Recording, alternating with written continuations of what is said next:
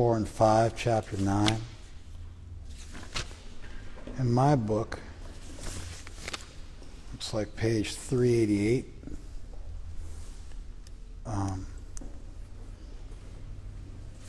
Your book may be numbered a little differently.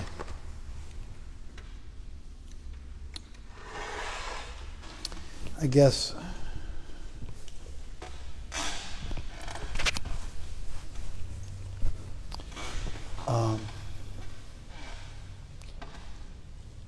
in terms of an introduction, we can mention that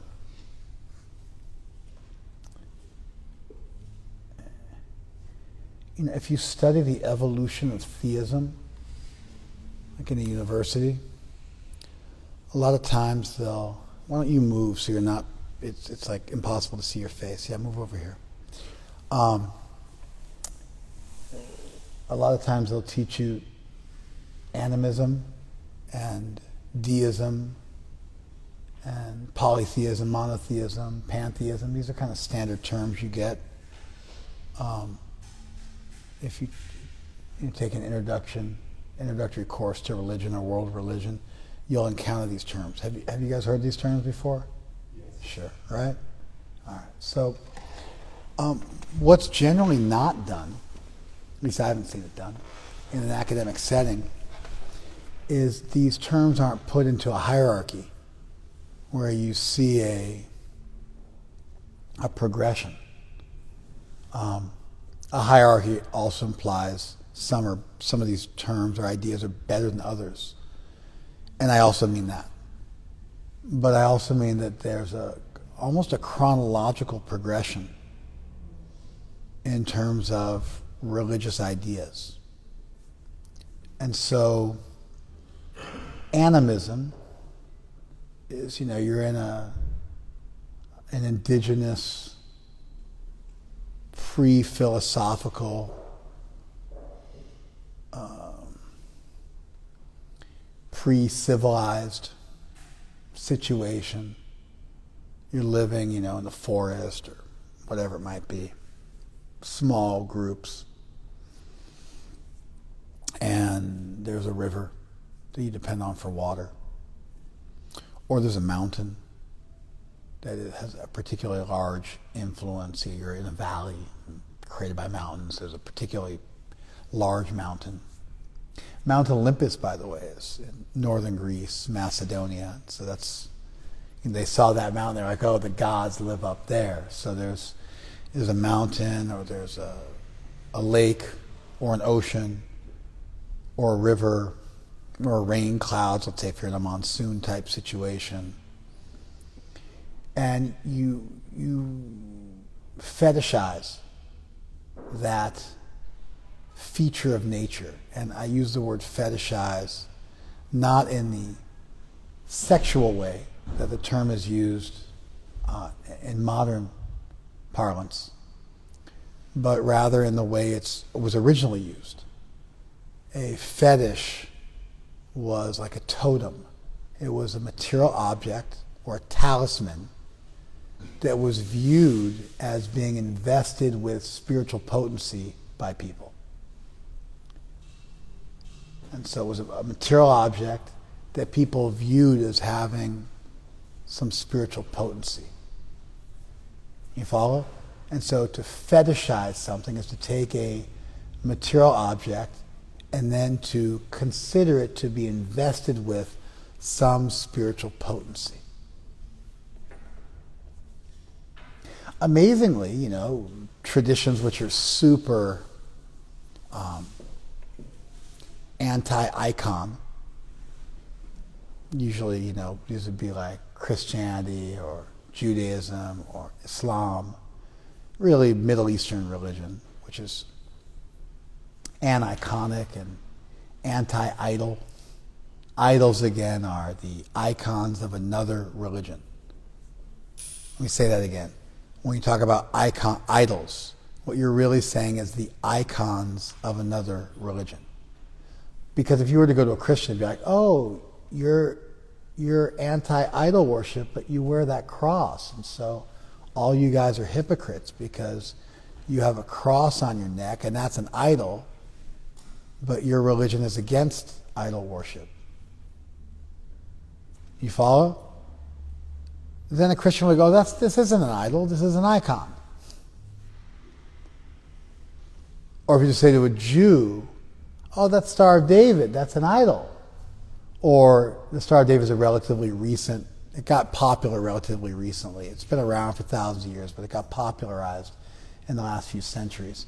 But if you were to say to a Jew, oh, you idolize the Torah. I see that you have a Torah in your synagogue on an altar, and you idolize that material object, and you wrap it in silks and have silver end caps, and it's copied, it's written on a piece of leather, and it's copied by a scribe meticulously in a way that your holy books have been copied for thousands of years, and you venerate that text. And even the Hasidim, they put it on their head and they walk it into the synagogue and they do a little kirtan. They chant and dance with it held on their head, draped in silks with silver accoutrements, and then they install it on the altar and read from it with great veneration. So you've fetishized your sacred text. You've fetishized the Torah. It's an idol that you're worshiping. They would say, no. This is like a revealed text, and we understand that this is a material representation of it, but the words and the lessons contained within it are sacred to us. You guys, come over here. Just because of the way my chair is, and I'm looking at you through the camera, I can't see you the way I want to. You guys following this? So idols are the icons of another religion that you haven't taken the time to logically criticize. So you just give a dog a bad name and beat it. And so you call somebody else's iconography idols, and then that justifies your dismissal and denigration of their icons. But then when it comes to your own iconography and your own sacred items and symbols within your own tradition, then you have this very nuanced, multi-layered, profound explanation for the value of them, and that they may be merely symbolic, but that they are meaningful in your tradition. They convey part of your rich tradition, and therefore you have veneration for those items, although it doesn't compromise your understanding of the transcendence of divinity, blah, blah, blah, blah, blah, blah. But you don't recognize that probably all those other guys feel the same way about their icons too. Anyway, in the beginning you have this animism. And that means you see an item in nature. I gave some examples. Trees, lakes, rivers, mountains, oceans, clouds. Things you're dependent on. And you think those things are part of a higher power. And we are in the lap of that higher power, being maintained by that higher power. And we feel veneration towards those items of nature.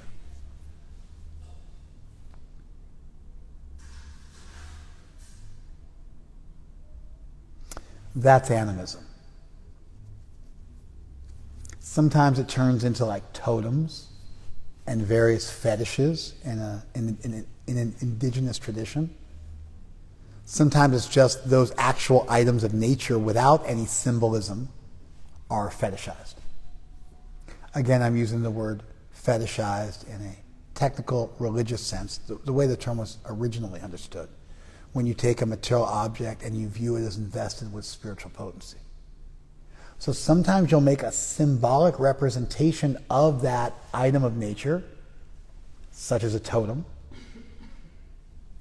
Sometimes the item of nature itself will be viewed as conscious or reciprocal, like the Lady of the Lake, or like a tree which is worshipped, or like a mountain which is viewed as being alive. Do you guys follow that? So you can get involved in the symbolism there, or you can just go straight to the actual object of nature. But that's animism. Now, everybody,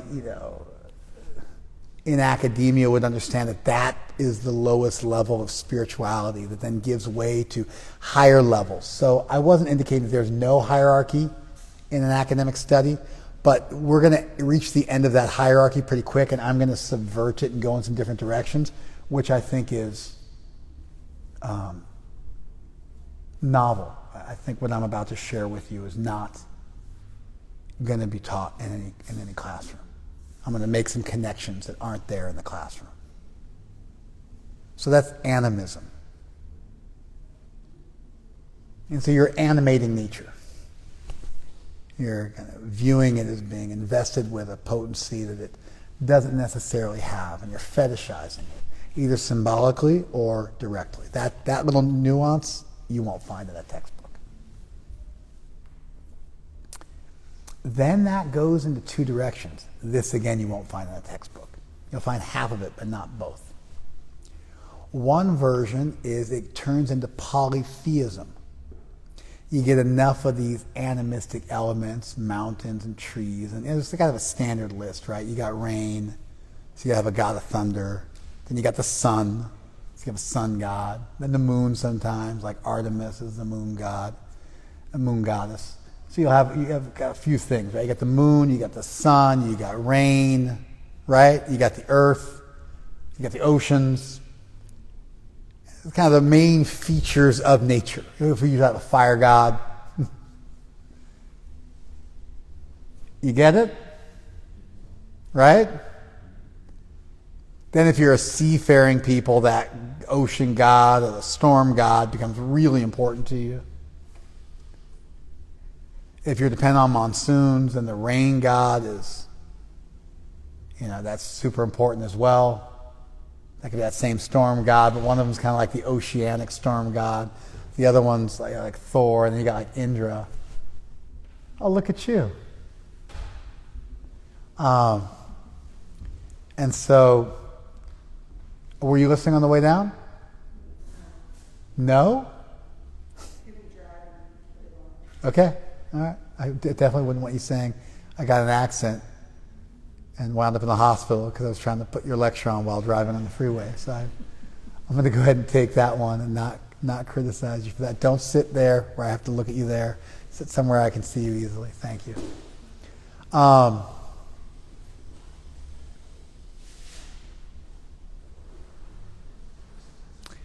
I'm going to really quickly go over everything again for your benefit, Em. So listen carefully. But this will also be good for you guys to go over it again. I'm going to do it real succinctly. I already did this once for you. You guys keep showing up late. I have to go over all the information again, but I'm going to do it a third time because I think there's some value in the repetition for the rest of you.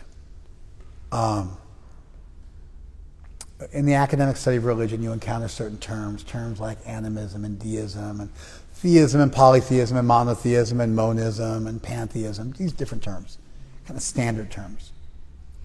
And there is a general hierarchy when you study them in an academic setting. There's also something of a chronological, linear progression as well.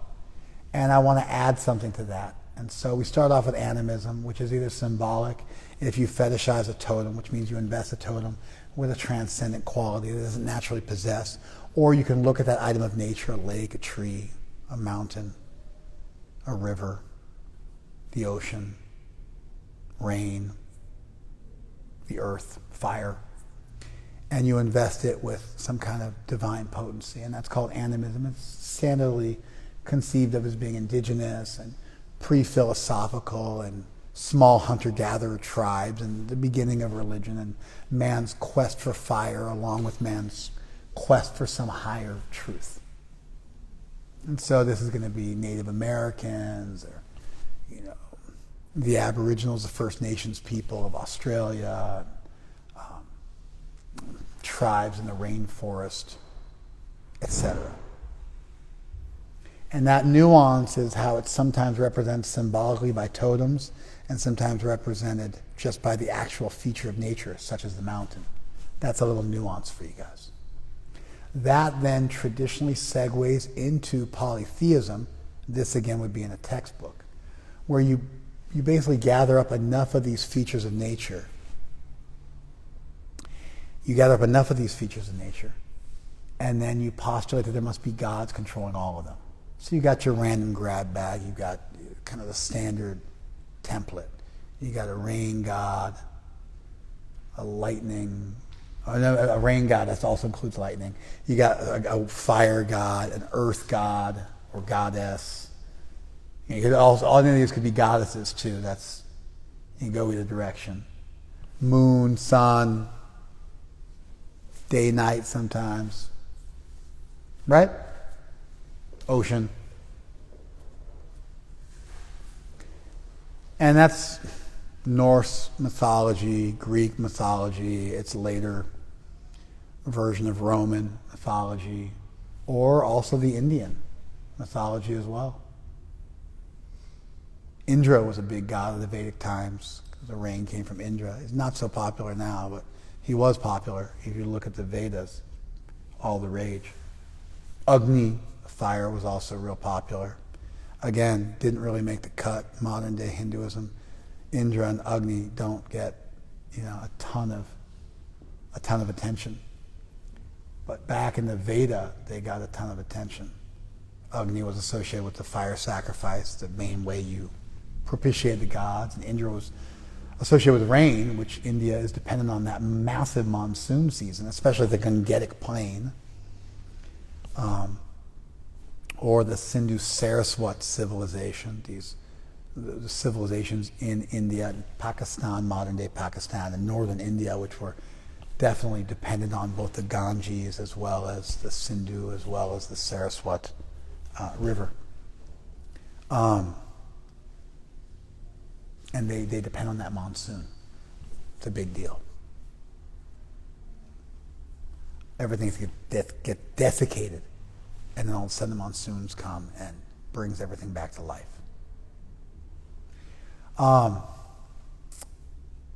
So you get enough of these animistic things, and then they form a bit of a pantheon, and then they get personified and viewed as polytheism. That would be taught in the textbook. Animism leads to polytheism. However, there's another variation. Animism also leads to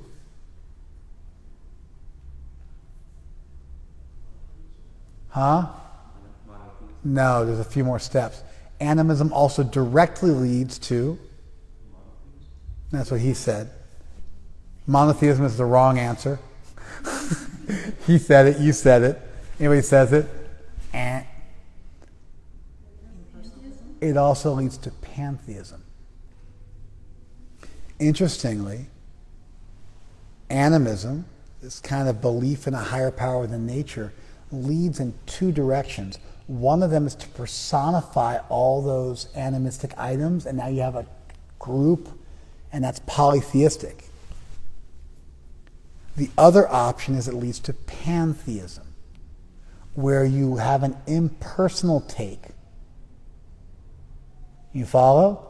So it's really, you either go in the personification route or the impersonal route.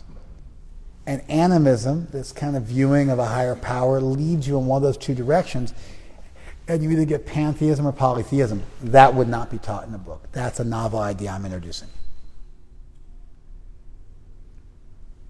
Because pantheism is really polytheism without the personification. Now, polytheism has certain pluses.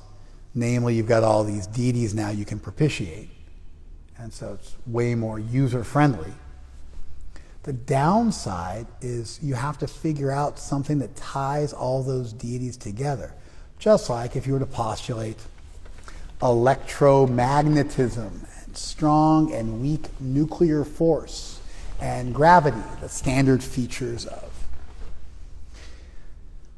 quantum mechanics, the standard features of the atomic reality. Strong nuclear force holds atoms together. Weak nuclear force causes decay. You're to take these, what are called fundamental forces of physics, then inevitably you have to postulate some theory that ties them all together so they don't all become these disparate, unconnected, fundamental building blocks of nature that each require an explanation.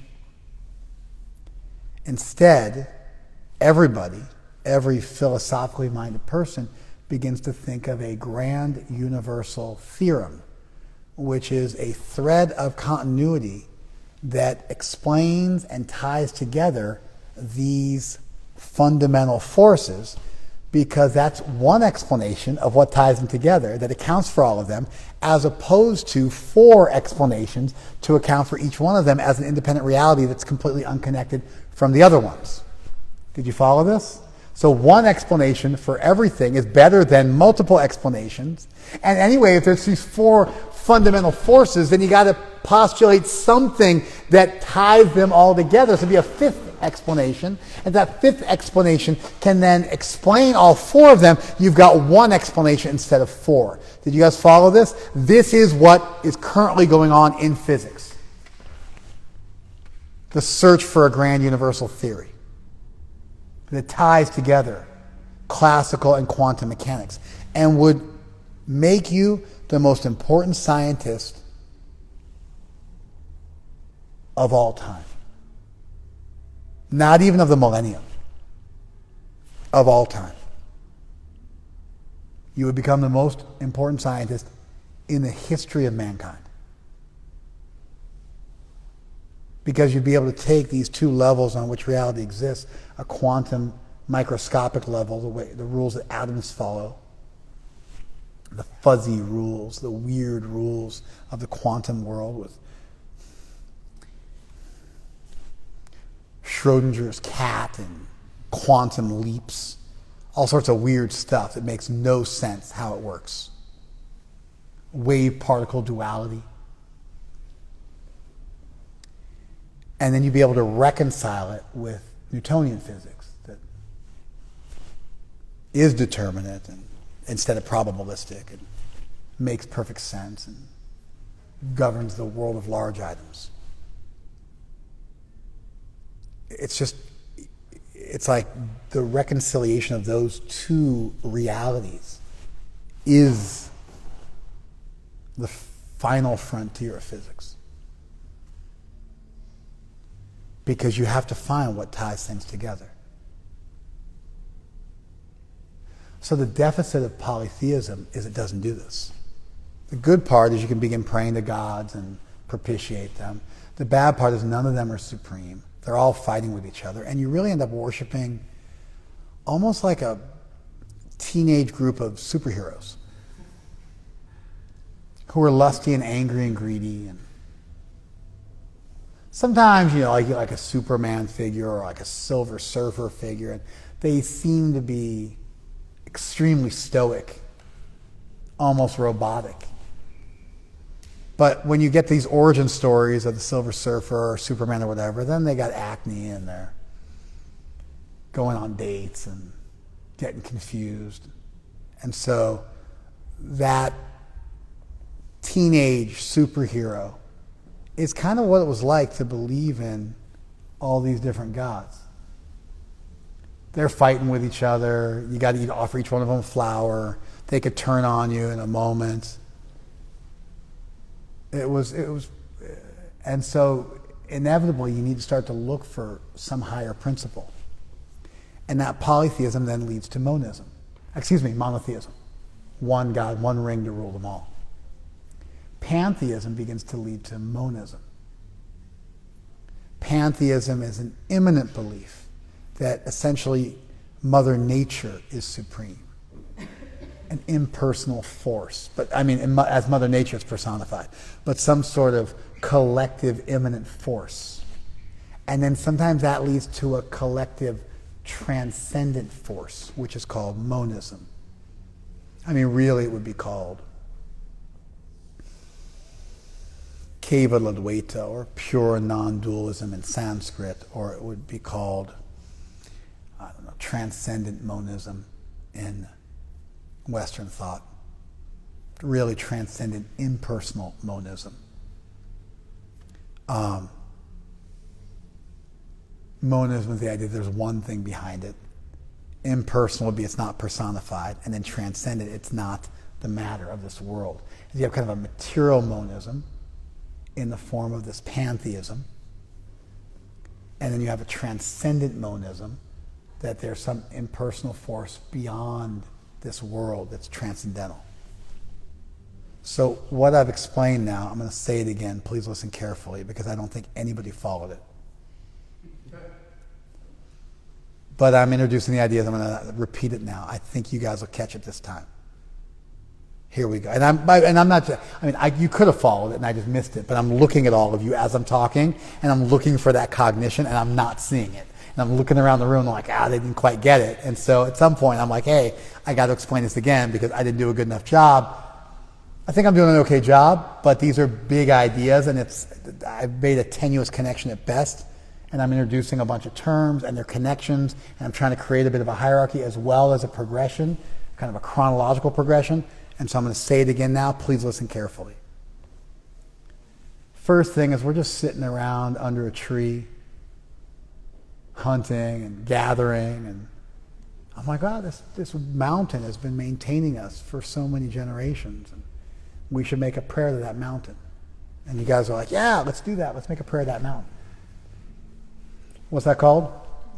Animism, right? And then Shri is like, but listen, we're not always right around the mountain, so let's make a totem of the mountain and we can carry it with us. And then we can always pray to the mountain and what it represents through our totem.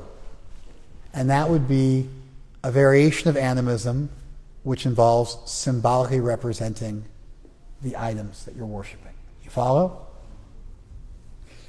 Then Kumi comes along and says, we got all these different totems and we got all these different objects we're worshiping. It seems like they all exist together in like a family, and they're all people, and like there's a god of the mountain, and his name is Giriraj, king of the mountain, right? You follow? You follow? And he has a daughter named Himali, right? Which is a name for Devi, right? And so, and we can start to talk to these people and converse with them and ask them for things.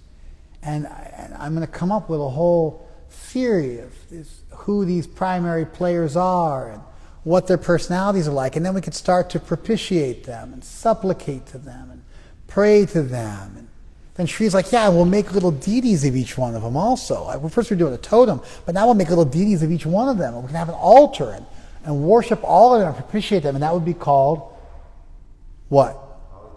Polytheism. That's fantastic. Okay? But then Bailey says, I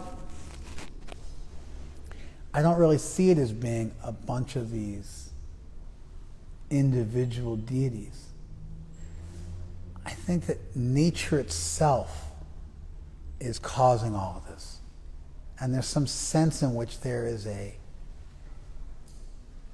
higher powerness to the whole world. And the whole world collectively is a higher power. Not individual gods. But there's a universal principle of creation that's higher than us in this world that we can propitiate, that's manifest before us in all of these different ways. But there's a thread of continuity that runs through all of them. It's not personal. It's a force. And that would be called? Pantheism. That's right. Do you see how animism leads to polytheism or pantheism, depending on whether you choose to personify it or impersonalize it? That's novel. You won't learn that in a textbook or in a classroom. Is pantheism monism? It would be a type of monism because it believes that everything is one thing. So therefore, if you want, the term monism is that we have a term Advaita, and you have Kevala Advaita, Vishishta Advaita, Shuddha Advaita, Dvaita Advaita. We have a number of different terms in Sanskrit we use to define the different kinds of non-dualism or monism that exist within Sanskrit thought. In English, the term monism, just like the term Advaita, it means non-dual. And so monism essentially means the same thing, one thing, monos, one thing. And so the problem is monism by itself, physicalism, the belief that matter, atheism, physicalism, the belief that matter is all there is also a monistic belief. So physicalism is a monistic belief. So now we have to start to get into, we're talking about a transcendent monism. You get it?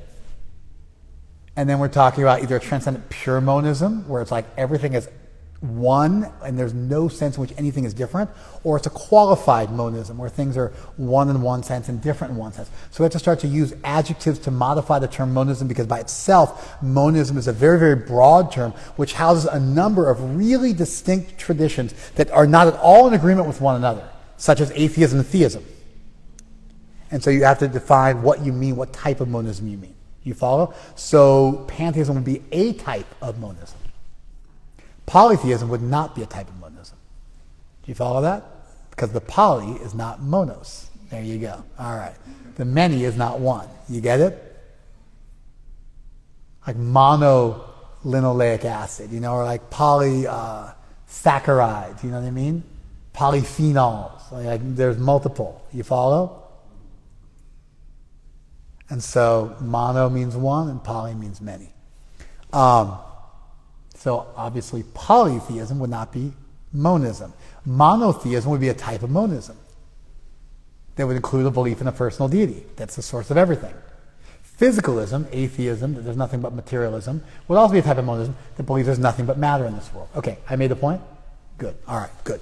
So we now got this animistic tendency towards venerating, and then it goes into a personal route as polytheism, or it goes into an impersonal route as pantheism. You follow? You get it, right? Then that polytheism, the belief in many gods, suffers because there's all these different ones, and it's like the teenage super friends, and it's like the same thing with the disparate laws of physics. You've got to start to figure out a grand universal theory that ties them together. So if you're a polytheist, you then evolve into a monotheist, one God that created everything. And in fact, that is Judaism. Judaism is monotheism arising in a polytheistic society. Babylonian, Mesopotamian, Akkadian polytheistic society. And then you have Judaism, which is this monotheistic belief that came up. The Greeks evolved towards monotheism as well. There was a cult of worshippers of Zeus 2,700 years ago, before the Buddha, that determined that Zeus must be the supreme god and the source of all other gods, despite the theogony which postulated the Titans and so on and so forth, Kronos and what have you. The other, the precursors to the Olympian gods. And so they said, no, that's incorrect. It must just be that Zeus there's one God, yeah. In fact, Judaism very much is Greek philosophy mixed with this religious fervor that created this idea within Judaism of a monotheistic deity. Adonai, Elohim. And actually Judaism is properly called monolatry instead of monotheism. Monotheism isn't actually the right word. Monolatry is. And so monolatry is the belief that there may be many gods, but only one of them is truly worthy of worship, is supreme amongst them. There's another term called henotheism, which is a belief in many gods, but we only worship one of them. And there's kathenotheism, which is a belief that there are many gods, and we worship one of them at a time, step by step. And then there's monolatry, which is a belief that there may be a number of gods, but only one of them is worthy of worship. And Judaism would be that. They're within, because thou shalt have no other gods before me, means there's other gods, but don't put them before me. And so monolatry, the Vedic tradition would also be monolatristic. We don't deny other gods, we just say there's one supreme one. Whereas a true monotheism would be there's one and only one God, there is no other God. There are no other lesser demiurges or sub-gods. That information was just for the sake of completeness. You don't need to know that for the thing I want to teach you guys. Polytheism leads to monotheism. What does pantheism lead to?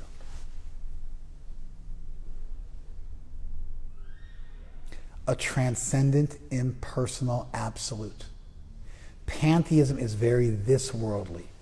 In philosophy, we would say it's very, starts with an I. No. Say it loud and proud. What? Immanent. This world. Immanent. Immanent is contrastable to what word that starts with a T? Transcendent.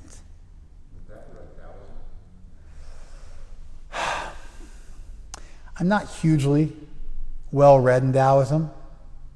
I've read some books. I know some stuff. But I don't feel qualified to fully place Taoism within this schema. If you twisted my arm, I would say that Taoism is a wisdom tradition which is largely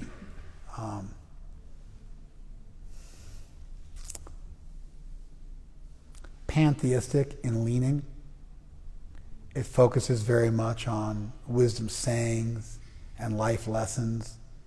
There is a force that ties everything together, the Tao, which is kind of quasi-material, quasi-spiritual, and it has features of both immanence and transcendence, and it's largely undefined. And there is a sense in which you're supposed to live in consonance with that force. It is never personified. It is always conceived of as abstract and impersonal. And it has some features of transcendence and some features of immanence, but no traditional Taoist philosophers actually explored this. They just postulated this force that existed, that you participate in. It's available in nature, and it seems to go beyond this world, but they don't really define how. And so it's philosophical, but it's not philosophical in a way that it actually answers these questions. In that sense, it would be a little pre-philosophical. Well, they weren't super concerned with this. They were more just concerned with living in consonance with nature and the world. If you twisted my arm, that's what I would say. But I like to be able to quote sources and know the original language. And I don't have that level of learning in Taoism, although I've read a few books.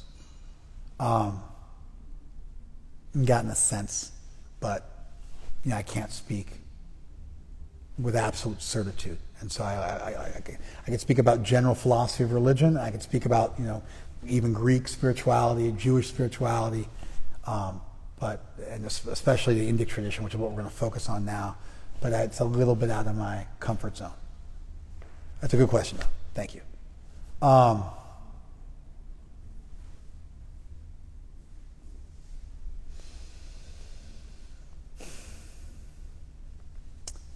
Pantheism, although believing in a higher power, the higher power is still very much of this world. That then leads into a true transcendent concept of divinity that's also still impersonal. And that would be a transcendent monism.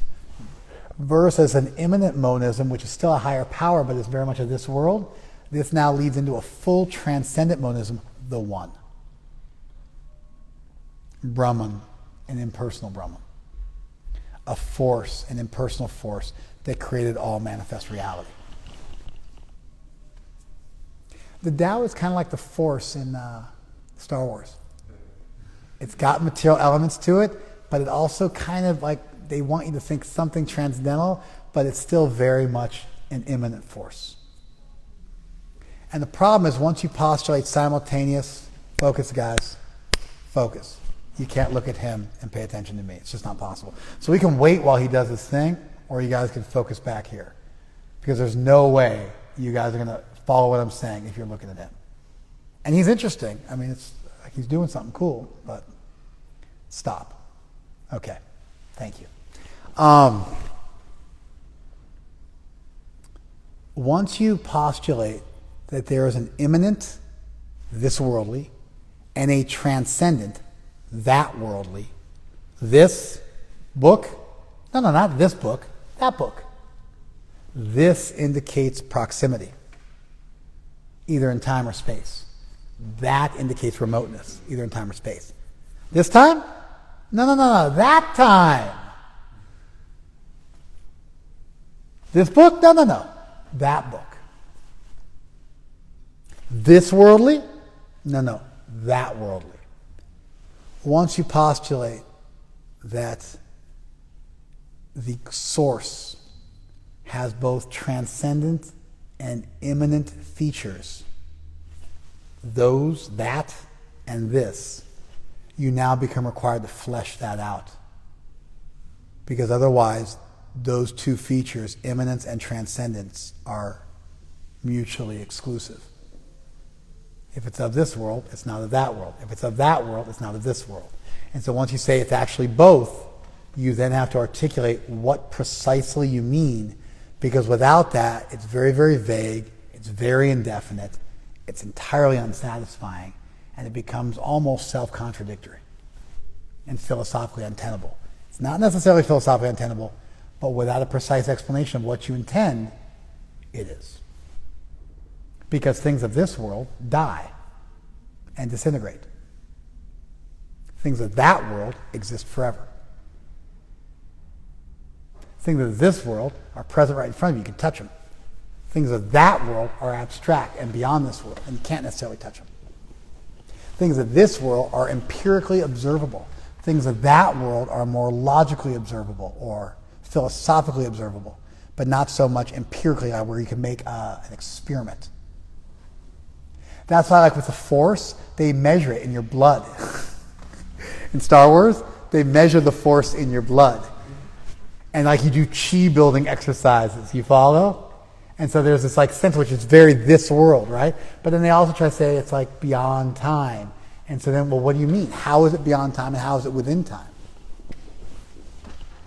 What features are immanent, what features are transcendent? Which came first, the chicken or the egg? Did the transcendence give rise to immanence? How does something which is transcendental then become immanent of this world? Like Jesus incarnated. He took on flesh. Carne. Carne means flesh. So he incarnated. He took on flesh. This is called the hypostatic union in Christian theology. That Jesus was simultaneously fully divine and fully human. Also an unworkable concept. Like an actual straight contradiction. But they just, whatever. They had two schools of thought and they just like threw them together syncretistically and they just said, oh, both these things are true, but it doesn't actually make any sense whatsoever. So he's fully human and fully divine. Because if you're fully divine, guess what you're not? There you go. Based on the law of contradiction. Something can't be itself and its opposite in the same way at the same time. It's one of the basic laws of logic. The law of identity, the law of contradiction, and the law of the excluded middle.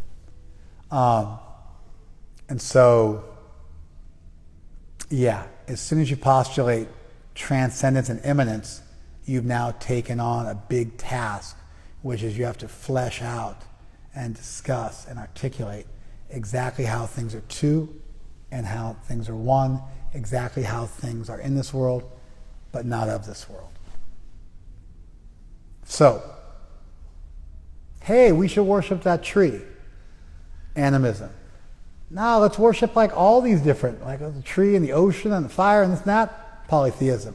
No. There's just this like force that pervades everything. Pantheism. Pantheism then leads to there is a one, indefinable, unknowable, unseeable, impersonal one that gives rise to this world of variety. Transcendent pantheism. Transcendent impersonalism. No. All these deities are controlled by one, monotheism or monolatry, a transcendent personal deity. That's the cause of everything. So you actually have two tracks of human pursuit. One towards abstract impersonal truth, and one towards a personal truth. Now the Greeks thought the more abstract you were, the more spiritual you were. So anything which was abstract and impersonal, they kind of gave a gold star to, because they just thought it was cooler. The problem is, can you get a person from a non-person? Can you get an individual being from a force that has no individual being or personality to it? You cannot. And so the problem is, we're all sitting around here, a bunch of individuals. And so an explanation that we came from an impersonal force fails. Now if you say, well, we're even one, we're that one even now, it's just an illusion that we're two. Great. Can you get the illusion that you're two from a force which is all one? You can't. So whether it's the illusion that we're two or we're actually two makes no difference. You can't get two, even the concept of two, from something which is just one. Therefore, if the one gave rise to all of us, the one would have to have variety and individuality built within its own intrinsic nature. Therefore, the monotheistic deity, the monolatristic deity, is a better explanation for the universe. And that's what we're trying to do. We're trying to explain and find our place in the universe. But what we're doing is we're moving from immanence to transcendence. We're moving from immanence to transcendence. The idea of merging immanence and transcendence together is called Panentheism. Panentheism. All in God. Everything exists within God. That allows God to exist beyond the world. And that everything in this world fits within God, who then has additional existence beyond this world. This is the attempt to articulate in a coherent way how something can be immanent in this world and transcendent beyond this world. That doctrine is called Panentheism. That term was coined in the 1800s. The term was coined in the 1800s. It's a new term. The oldest version of Panentheism in the world. The oldest version. It's an inhaler? Okay. You got asthma? No, okay. Are you vaping? Yeah. You were vaping. How is there no like stuff that's coming out of your mouth? How is there no like steam coming out of your mouth? I was like, is that guy vaping right now? And then I kept looking to see if anything came out of your mouth. It didn't come out of your mouth. All right, just don't vape for the rest of class, okay? Just keep it together for the rest of class. Generally, we don't vape in the temple. But you can jump out if you need to. But generally, just out of respect for the temple, don't vape in the temple. Thank you. But that was clever. I was like, you totally had me fooled. Now, I'm not like a vaping expert or anything like that, so I don't know. But I was like, no, that guy's not vaping. Like what? I thought just being weird. He must be an inhaler or something like that. Or he's just holding something up to his mouth. I couldn't figure out what it was. But you're slick. Like I got a plane, like no problem.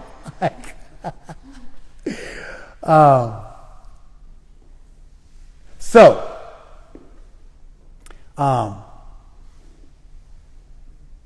Panentheism is this systematic attempt to explain how there can be a transcendent source, but that transcendent source can also simultaneously be manifest in this world. And although that term was coined in the 1800s in Western philosophy, first in German, then in English, that term, the first articulation of it is in the Upanishads, thousands of years ago. Maybe 3,000 years ago, in the Upanishads. The Vedic literatures are the first literatures in the world to articulate the position of panentheism. You follow this? Let us now read. Mayatatam idam sarvam jagat. 9.4, page 388 in my book, might be a little different in your book, and look at the book, don't look at me now. Mayatatam idam sarvam jagat. You see that in the Roman letters, the English-looking letters that have the funny words you don't know what they mean? Those are Roman letters. English is written in Roman letters. And so this is a transliteration of the Sanskrit so you guys can read along with me. And what's written above it in the script you guys don't recognize, that is Sanskrit. So Sanskrit says this, and then it's a Roman letters, which is what English is written in, with diacritic marks, because there's 46 letters in Sanskrit, only 26 letters in English. And so with the diacritic marks, you can see what's being written. Mayatatam idam sarvam jagat. Idam, this. Sarvam, whole. Jagat, world. Maya, by me. Tatam, is pervaded. This whole world is pervaded by me. Avyakta murtina, in an unmanifested form, in an invisible form. This whole world is pervaded by me in an invisible form. Mayatatam idam sarvam jagat avyakta murtina. In an invisible form, I pervade all of existence. Matstani sarvabhutani. All beings reside in me. Matstani, standing in me. Sarvabhutani, all beings. All beings reside in me. Nachaham teshu avastita. Nachaham teshu avastita. And I, chaham, and I, I do not, avasita, reside, teshu, in them. The entire universe is pervaded by me in an invisible form. Everything is within me, but I am not within it. That, by the way, is an apparent contradiction. What do you call an apparent contradiction? You call it a paradox. What do you call an unexplainable paradox? A contradiction. You only get to call it a paradox if you explain how it's not a contradiction. If you can't explain how your paradox is not a contradiction, it's a contradiction. You follow? What's the contradiction? I pervade everything. I'm not in everything. That's a contradiction. You follow? But that's not our only apparent contradiction. The next verse says, Nacha matstani bhutani. Look at the first half of the second line in verse 4. Matstani sarvabhutani. You see that? All beings reside in me. Nacha matstani bhutani. The first quarter of the fifth verse has the exact same language. Nacha matstani bhutani. All beings are not in me. All beings are in me. All beings are not in me. That's not a contradiction? Yes, it does. We now have two contradictions. I pervade everything in an invisible form. I am not in everything. All beings are in me. All beings are not in me. We have two apparent contradictions. Pasya me yogam aishwaram. See my great power. Which is funny because that's not an explanation.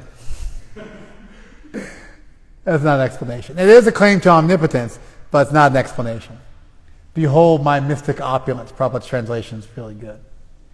So Krishna is celebrating now the contradiction.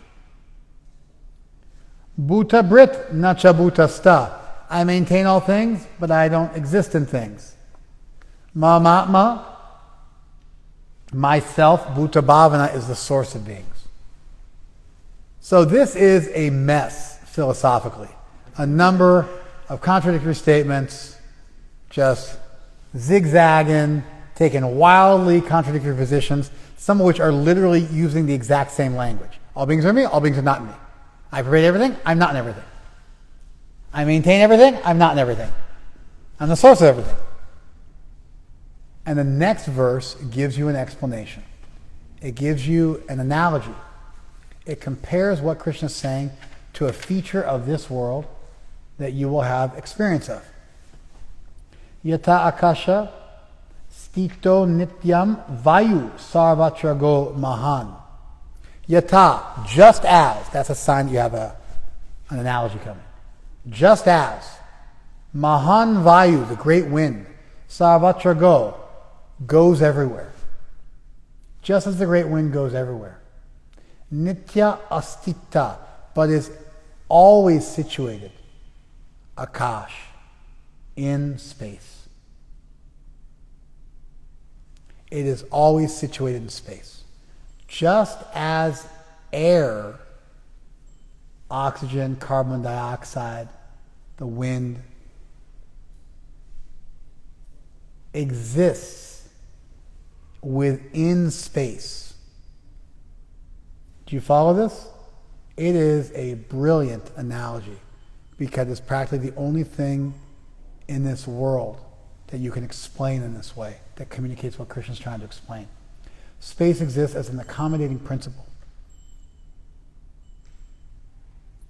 Within that accommodating principle of space, you can have oxygen or carbon dioxide, you can have smells, you can have a physical substance. You can then remove that physical substance, whatever it's comprised of, atomic reality or something like larger, and the space continues to exist. You can put sulfur in space. The space does not become sulfuric. Rather, the atoms within the space are sulfur. You can then remove those atoms and create a vacuum, and the space will still exist. Space exists independent of what exists within it. Space is never affected by what is within it. Space is an accommodating principle which houses all of reality, but yet remains distinct from the ingredients it houses. You guys following this? Tata, in that same way. Sarvani bhutani, all beings. Matstaniti upadara. Try to understand. Upadarya. Understand. Krishna says, understand that all beings exist within me in the same way that air exists within space. This is a beautiful analogy which articulates our understanding of Panentheism. That God exists beyond this world, but yet at the same time houses this world while being unaffected by the immanent reality that he houses of things that die, of things that are subject to decay. God exists beyond those things, and at the same time is capable of housing those things in the same way that space exists beyond matter, but houses matter. Do you guys follow this? This is a workable theory of Panentheism, which is the best of both worlds. It now allows you to have all the good things of an immanent philosophy that helps you understand the world in which you live and your place in the world, without sacrificing a transcendent philosophy that posits something beyond this world. Normally, religion ends up being one or the other. If it's too transcendent, then everything in this world is bad and of the devil and of Satan. You have to postulate a Satan to create all the things of this world. God created this world from nothing. This world is subject to decay, and we want to get out of this world to go to that world. Or you have an immanent philosophy which gets really materialistic, and you never want to leave this world. And everyone wants to go to heaven, but no one wants to die. And this world is way sexier and more fun than that world. And so this world is where it's at, and that world becomes this like really boring place. But with a panentheistic philosophy, you can value animism, polytheism, monotheism. You can account for animism, pantheism, transcendent monism. You can have for all the major strains and evolutions of religion, house them all as different evolutionary features, and then create a hierarchy where the topmost conception would be a concept of a personal deity, because we're persons. Therefore, if we exist, or even in theory, as a concept, that deity has to have personality. And so there's a personal deity, which is the source of everything, which is available in this world through, let's say, laws of physics, laws of karma, the accommodating principle, the substratum of all existence, at the same time exists beyond this world. And you can have an impersonal form, which is a derivative feature of that ultimate personal form. Can you get a person from a force? No. Can you get a force from a person? Yes. Because people have various abilities. And so a transcendent personal God would have unlimited powers, and some of those powers could be looked at individually, and so you can get a force from a person who naturally possesses potencies, and therefore that force would be a potency of that person. You, however, cannot get personhood from something which is impersonal and a force. And so you can now look at the world of religion, and you can create a hierarchy and understand what's going on in various cultures as they wrestle and grapple with these concepts over time. And you can fit the Gita into that discussion in a brilliant way, thousands of years ago, articulating very, very advanced, philosophically coherent, beautiful ideas about the nature of the world. Now, in an exclusivistic, and the last point I'll make, in an exclusivistic tradition, like 99.9% of Christianity, or Islam for that matter, basically the religion of 5 billion people, in an exclusivistic tradition, I'm the only way. And if you're not doing what I'm doing, then you're going to like a hell. I'm the only way. Sometimes you get really like I'm the only way, like even if you're a Shia Muslim, you're going to hell. Or if you're a Salafi Muslim, you're going to hell. If you're not from my particular denomination. If you're like a Southern Baptist, you'd be a Baptist, but if you're not a Southern Baptist, you're going to hell. Like get real specific, real denominational, where you're the only ones who got it. That would be an exclusivistic tradition. And in those exclusivistic traditions, you're like a Christian or a heathen. You're a Muslim or an infidel. You're in or you're out. You're going to heaven or you're going to hell. You're good or you're evil. Radical dualism, which again is a problem because you have radical dualism. God and Satan has to be some unifying principle that accommodates both of them. You have good and evil, there has to be some unifying principle that accommodates both of them. Whenever you postulate a duality, you then are looking for the principle which ties them together as a thread of continuity. So dualism just sucks as an idea because it just begs the question of, well, what principle ties them together?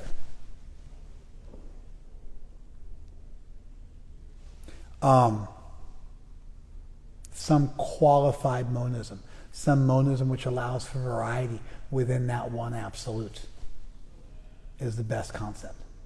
So we exist as a part of Krishna. A distinct part, but a part nonetheless. We have both individual features as well as collective features.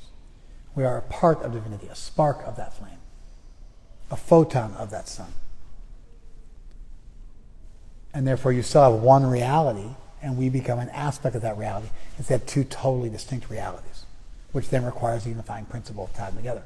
So, that could be a much longer topic, but I want to wrap this up. In an exclusivistic tradition, you then have one way, and everything else is wrong. And you brand people, heathens or infidels or non-believers or pashandis or evil or satanic or whatever the case may be. We are not an exclusivistic tradition. We're a pluralistic tradition, which means we believe in other ways besides our own. We still criticize other people, but we do it in a more sophisticated way. We say, you've got part of the truth. You're partway there. You have some good ideas, but here's where you're lacking. And so this schema I shared with you still postulates the Gita's panentheism as being at the top of the food chain, and thereby critiques all the other traditions. Which is not wrong. It's wrong to, in a bigoted way, critique people without any reason to critique them. But if I, think I'm better at skateboarding than you are, and I can show you that I can do all the tricks you can do and tricks you can't do, then I have a legitimate claim that I'm a better skateboarder than you are. If you're like, well, I can ride pools, you can't ride pools. I'm out, here's me riding a pool, better than you ride a pool. And like, well, I flow better than you. I'm like, here's me flowing, and I can video me flowing in slow motion, and I've gotten 1,000 people, and they've all said I flow better than you flow. And I can do tricks you can't do. You got it? So you can make a critique of another group and not have it be just arbitrary. I'm better than you. You just have to be able to argue for it. And so what I've attempted to do here is argue for the superiority of this version of theism by comparing it to all the other versions on offer and showing a chronological evolution and hierarchy which puts this at the top of the food chain, but does so in a way which is not artificially denigrate other traditions or dismiss them entirely, but just shows complete, more complete, most complete, good, better, and best conceptions, more coherent conceptions, more workable conceptions that have better explanatory power.